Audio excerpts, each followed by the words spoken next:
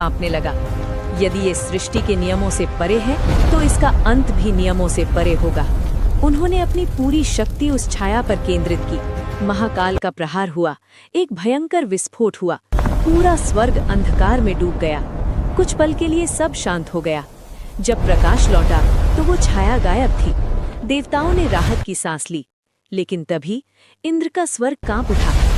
देखो नीचे, स्वर्ग के नीचे पृथ्वी नहीं बल्कि एक नया लोक बन चुका था। एक ऐसा लोक जहां न समय था न मृत्यु, बस एक अनंत अंधकार। और उस अंधकार के बीच वही छाया फिर से प्रकट हुई, लेकिन इस बार वो अकेली नहीं थी। उसके पीछे हजारों छायाएं खड़ी थी, हर एक पहले से ज्यादा शक्तिशाली। तुमने मुझे खत्म नहीं किया, वो स्वर फिर गूंजा। तुमने मुझे बढ़ा दिया। देवताओं के चेहरे पर भय स्पष्ट था। भगवान शिव ने गंभीर स्वर में कहा, ये युद्ध अब स्वर्ग तक सीमित नहीं रहेगा। भगवान विष्णु ने जोड़ा, ये पूरे ब्रह्मांड को निगल सकता है। माता दुर्गा ने अपने शस्त्र उठाए, तो हमें भी अपनी सीमाओं से परे जाना होगा। तभी भगवान ब्रह्मा ने एक रहस्य बताया। एक शक्ति है जो इस अंधकार को रोक सकती है। सभी देवता उनकी ओर देखने लगे, लेकिन वो शक्ति इस ब्रह्मांड में नहीं है। तो कहाँ है? इंद्र ने पूछा। ब्रह्मा ने गहरी सांस ली।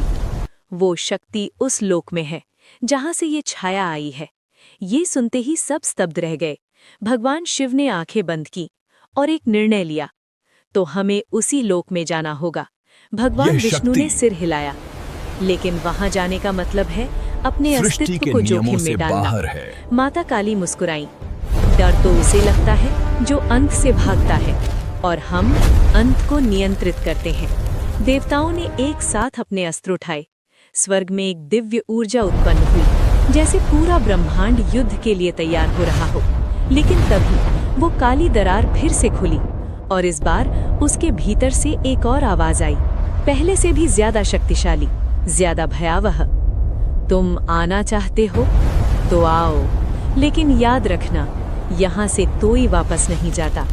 देवताओं ने एक दूसरे की ओर देखा, और फिर एक एक करके वे उस अज्ञात लोक की ओर बढ़ने लगे। जैसे ही भगवान शिव उस दरार के अंदर प्रवेश करने वाले थे, अचानक उनकी तीसरी आंख ने कुछ देखा। एक ऐसा दृश्य जिसे देखकर स्वयं महाकाल भी कांप उठे। उन्होंने तुरंत कदम रोक लिया। रुको, उन्होंने कहा। सभी देवता ठहर गए। वहां कुछ और भी है, कुछ जो हमसे भी बड़ा है। देवताओं के चेहरे पर फिर से डर छा गया। क्या? विष्णु ने पूछा। भगवान शिव